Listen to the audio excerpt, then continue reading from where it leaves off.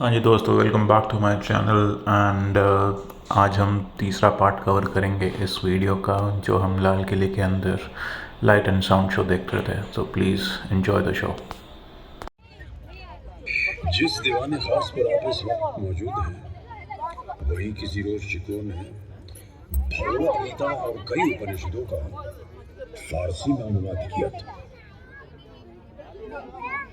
इसी दीवाने खास में तानसेन का दामाद गण समुद्र अपनी मधुर आवाज में ध्रुपद राग गाकर सबको सम्मोहित कर लेता था। सूरसेन की बीन और सुखसेन की रबाब की मधुर धुन भी सदा यहीं से सुनाई दिया करती थी। और इसी दीवाने खास से किसी जमाने में तय होती थी सल्तनत और पूरे हिंदुस्तान की किस्मत।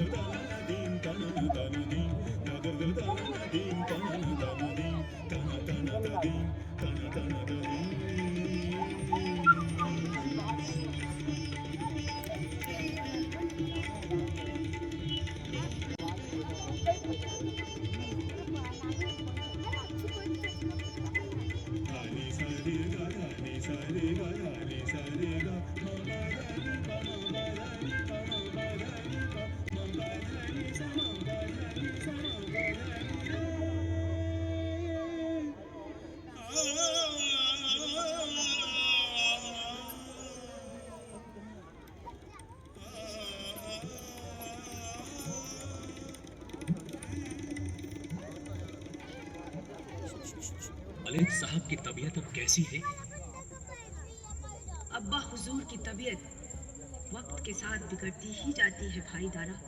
जैसे ही ये खबर बाहर पहुंचेगी कि बादशाह की तबीयत नासाज है, तख्त की हिफाजत के लिए जंग के मैदान में भी उतरना पड़ सकता है।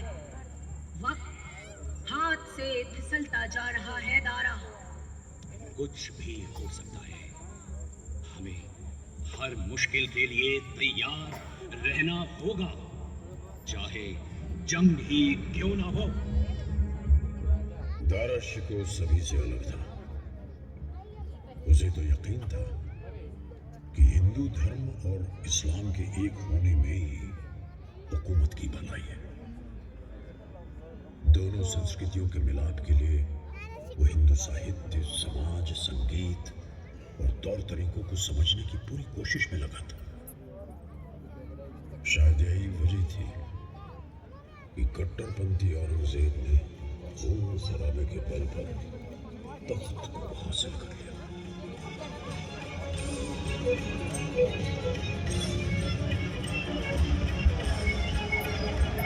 हिंदुस्तान के तख्त को जीतने के बाद औरंगजेब ने दारा शिकोह का सर कलम कर उसे सुनहरी पगड़ी में लपेटकर अपने अब्बा हुजूर को तोहफे की शक्ल में भेज दी।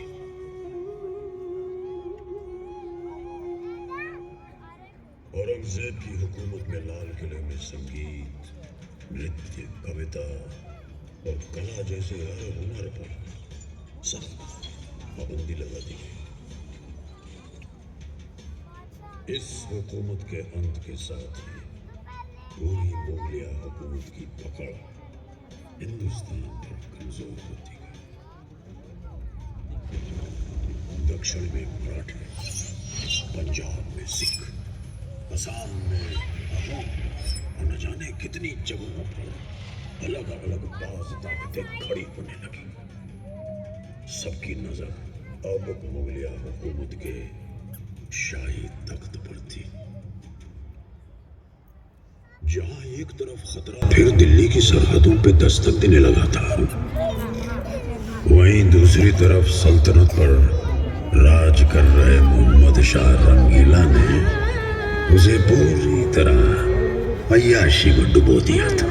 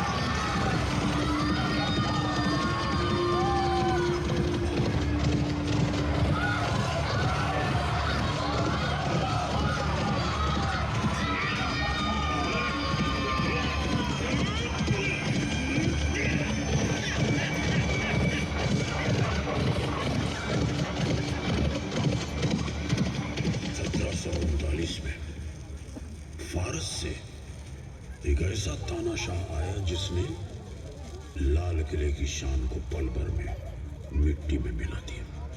वो तानाशाह था नादिर। उसने दिल्ली की इज्जत को तार तार कर देने के बाद रंगीला को अपना बंदी बना लिया। मैं हूं नादिर शाह अफसार। लोग कहते हैं मुझे नादिर कुली बेग, फारस की तलवार। दिल्ली को मैंने दिल से लूटा है। अब तो बस एक ही तमन्ना है, ये तख्ते ताऊस। तख्ते ताऊस, आज और अभी से ये तख्ते ताऊस हुआ हमारा, नादिर शाह अफसार का।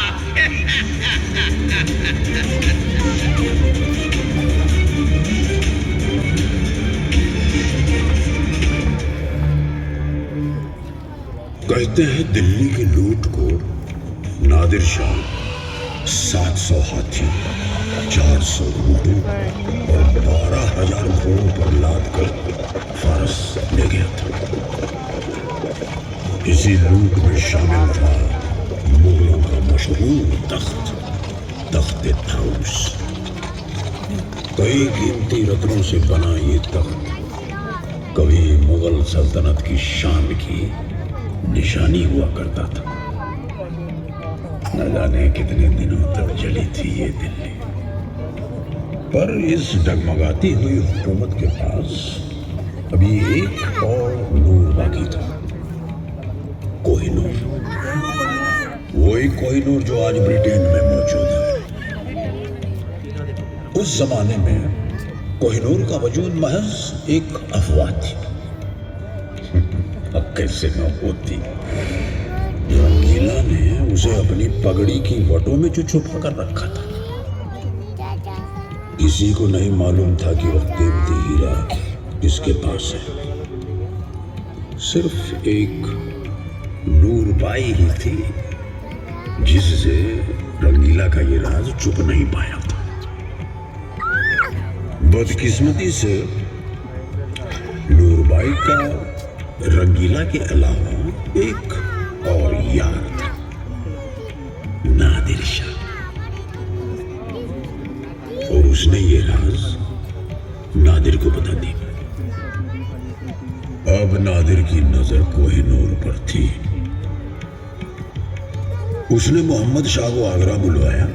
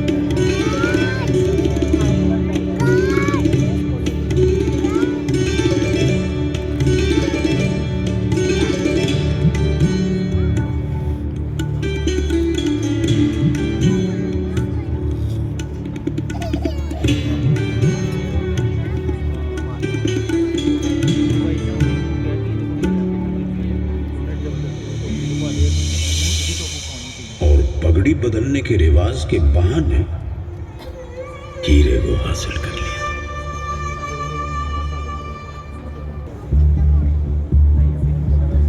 खौफनाक हमलों, लूटपाट और लंबे संघर्ष के बाद कभी शाम से खड़ा ये लाल किला अब खोखला हो गया था। 18वीं सदी में मुगल बिखरने लगे थे और सल्तनत कमजोर पड़ती जा रही थी। और अब अफगान के बादशाह अहमद शाह अब्दाली ने भी लगातार हिंदुस्तान पर कई खौफनाक हमले किए और आखिरकार सन 1757 में वो दिल्ली की सरहदों तक पहुंच गए। उस वक्त राज कर रहा मुगल बादशाह आलमगीर बस नजीब के हाथों की एक कठपुतली बनकर रह गया और ताकतवर बनने की चाह में उसने आलमगीर कुनबे का कत्ल कर दिया। वो कहां जानता था कि उसकी इस हरकत का जवाब मुगल मराठों के साथ मिलकर देंगे। मदद के लिए आई मराठों की विशाल और शक्तिशाली फौज ने किले को बाहर से घेर लिया।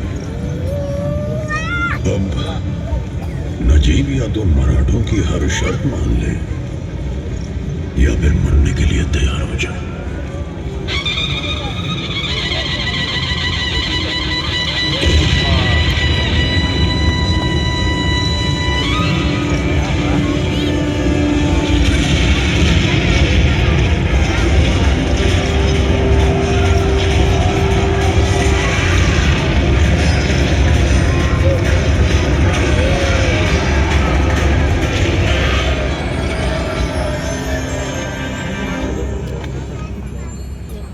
लगता है बारूद के गोलों की बरसात अब रुक गई है।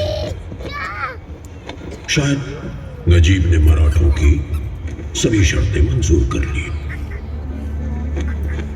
मराठों ने आलमगीर को तख्त पर बैठा तो दिया, लेकिन दिल्ली में अब पेशवा का ही राज था और लाल किला मराठों का हो चुका था।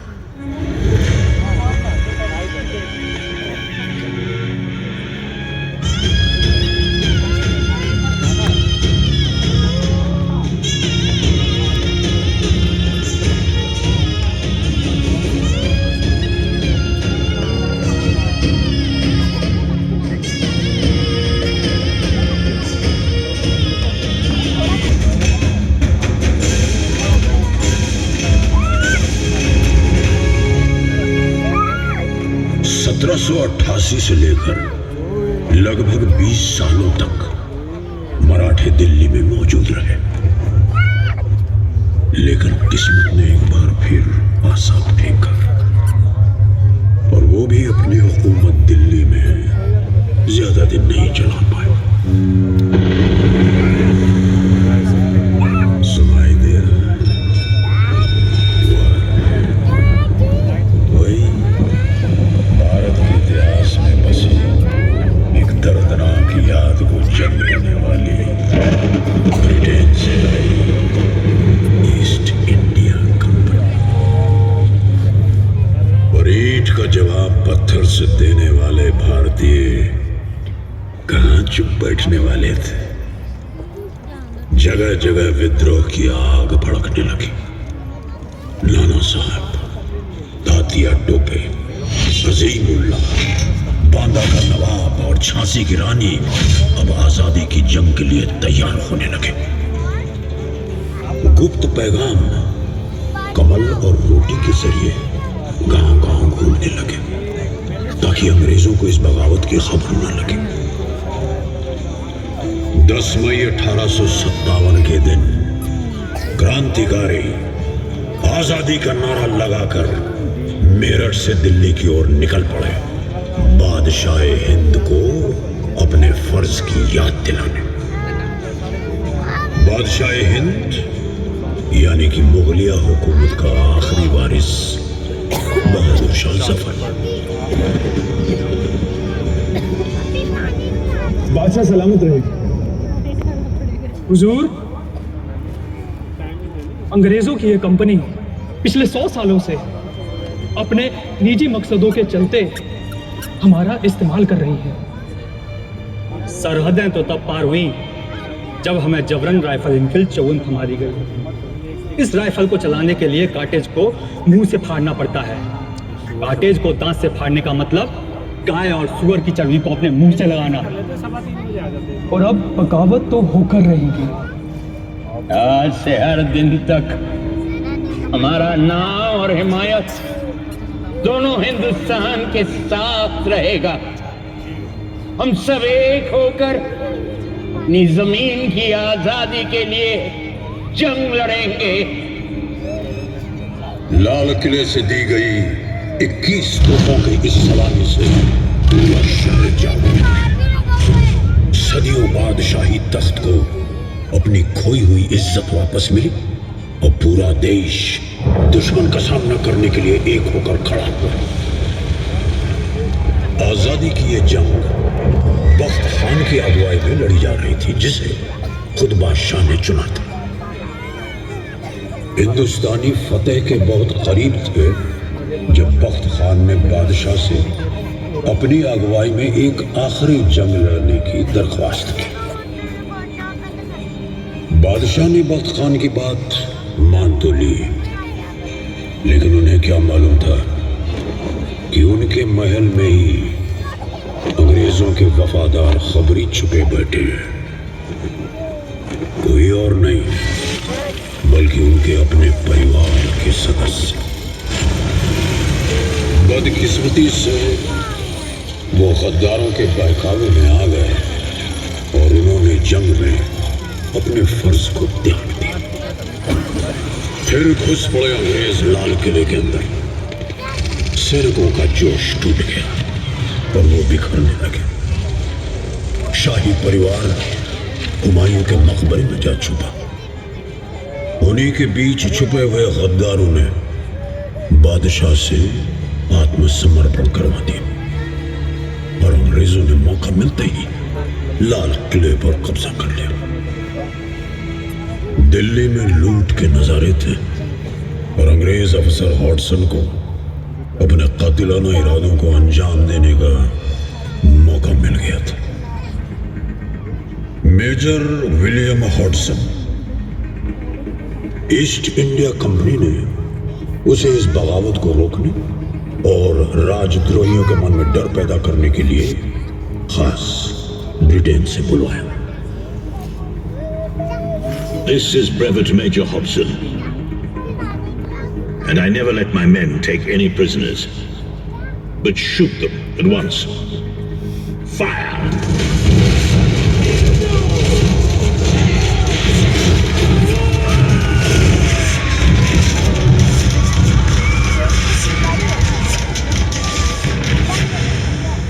और फिर अंग्रेजों ने लाल किले में चलाया पहला राजद्रोह का मुकदमा। कई शहजादों को फांसी दी, कई इनकलाबियों को मार गिराया। मुकदमे के नतीजे के बाद बादशाह को देश निकाला देकर रंगून भेज दिया गया। कितना है बदनसीब जफर, दफन के लिए 2 गज जमीन भी न मिली। कोई यार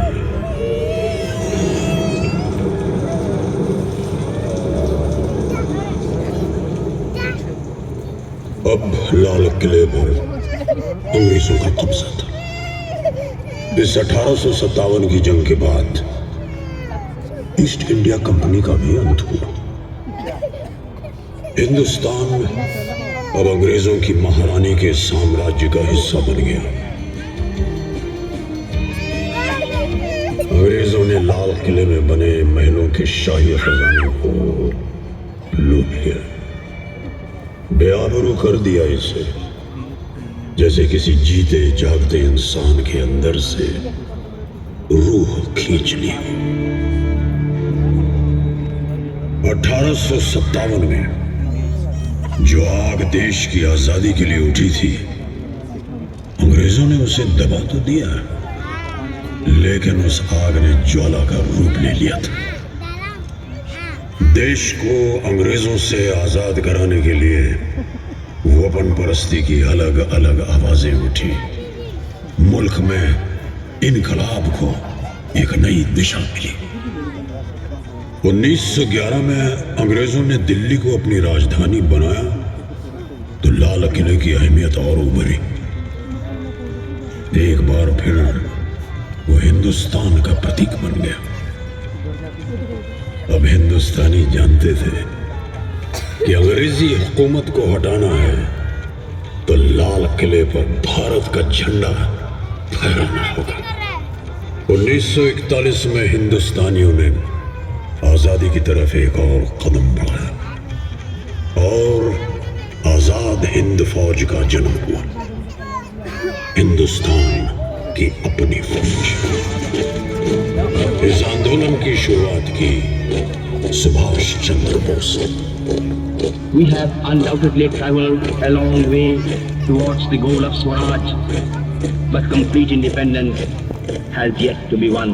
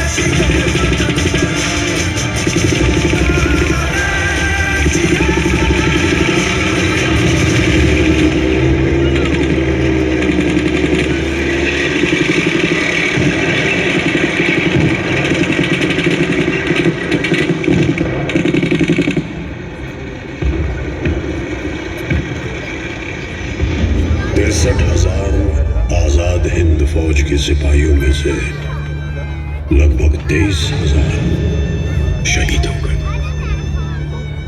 कुछ 15,000 को रंगून, बैंकॉक और सिंगापुर से पकड़ पकड़ कर हिंदुस्तान लाए। नीलगंज, मुल्तान, मद्रास और कई अन्य जगहों पर उन्हें कैद करके उन पर जुल्म ढाए गए। कितनों को तो राजद्रोही करार देकर फांसी के फंदों पर चढ़ा दिया।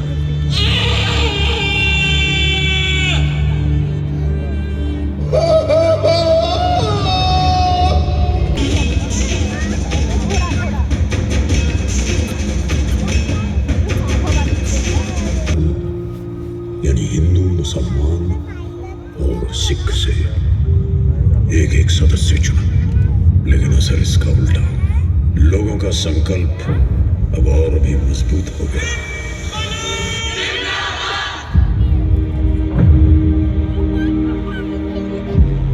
पूरा देश इन तीनों जवानों के हक में उठ खड़ा हुआ।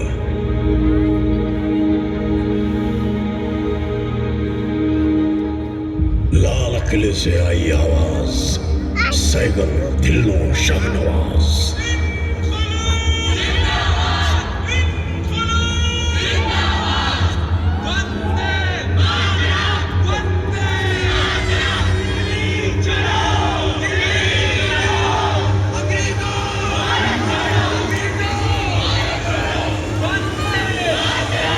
और फिर सपना साकार हुआ।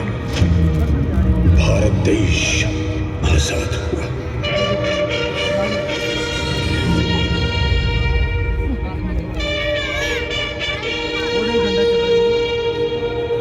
आजादी का तिरंगा बड़ी शान से लहराया गया इस किले पर, इस लाल किले पर।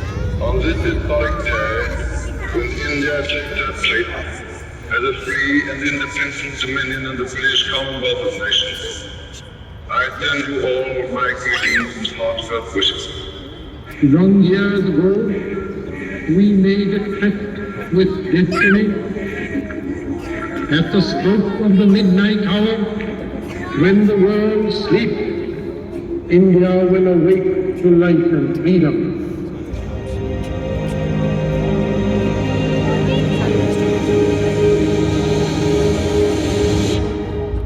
इस अमृत काल में एक एक दिन, समय का प्रत्येक क्षण, जीवन का प्रत्येक क्षण मातृभूमि के लिए जीना, तभी 75 साल तक देश को यहाँ तक पहुंचाने में जिन जिन लोगों ने योगदान किया, उनका पुण्य स्मरण हुए काम आएगा। जय हिंद। जय हिंद।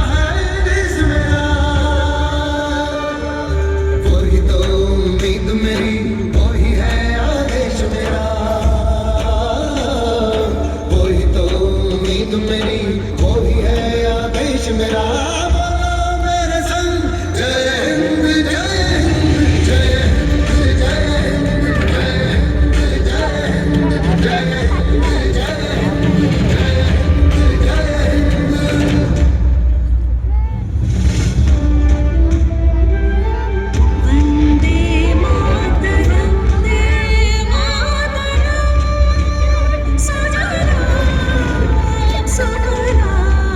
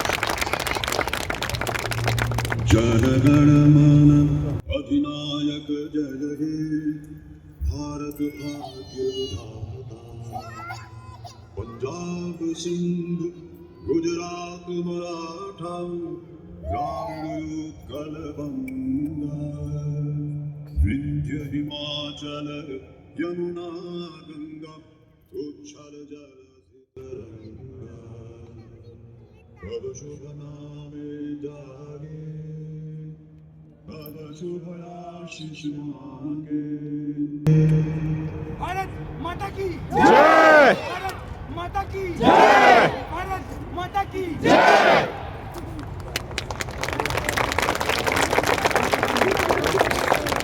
हाँ जी भाई और बहनों, बहुत ही खूबसूरत प्रेजेंटेशन डालमिया ग्रुप की तरफ से। नाउ रेड फोर्ट ने प्राइवेटाइज़ कर दिया है इसको, रेड फोर्ट को। If you don't know that, privatise हो गया है और ये डालमिया ग्रुप पूरा ऑर्गेनाइज़ करता है यहाँ पे function. Light and sound show आपका मस्ट व्यू है यहाँ पे, अगर आ सके तो आएँ और लुफ्त उठाएं यहाँ पे। वो आपकी जहाँ पे बैठते थे वो वहाँ पे बैठते थे, वहाँ की सीट है वो। और ये दरबार आम जहाँ पे आम जनता आके आपकी राजा के सामने रखती थी। सामने देखें,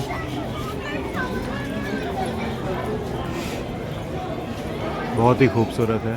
होप आपको अच्छी लगी होगी ये वीडियो, और पसंद आए तो please like, share and comment your thoughts, and please subscribe if you haven't subscribe करें और एंजॉय करें अगली वीडियोस। Thank you.